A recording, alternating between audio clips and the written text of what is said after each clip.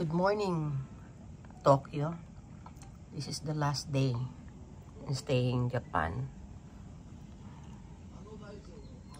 September 15, 2024. We'll be going back to the Philippines again. Bye for now, Japan.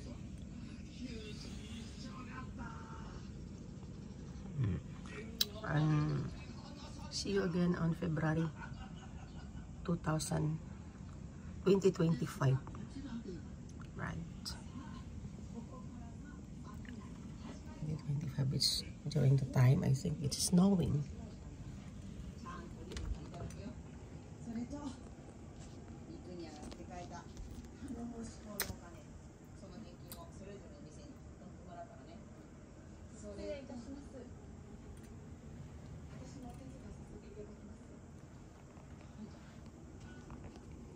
This is our room. Me and Bernie's room. The room is so nice.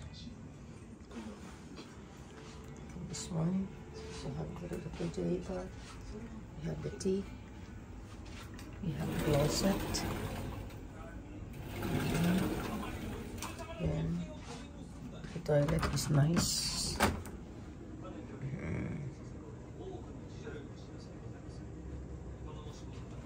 There's a bathtub.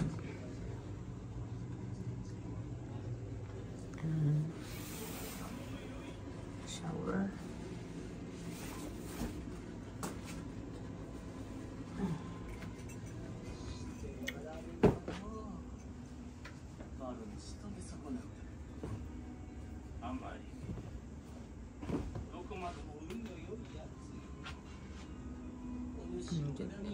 Time check is 6:48, and we will be going to Narita at around 9 o'clock. And meron silang robe. It's so nice. At ito yung kahit na nasa Japan ka, this is from Korea.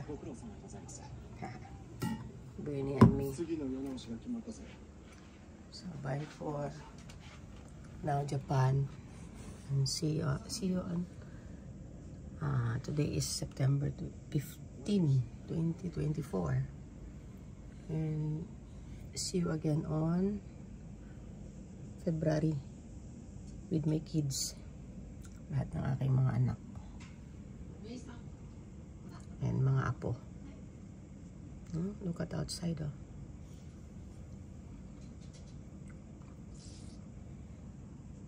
It's a windy day in Japan. It's summer.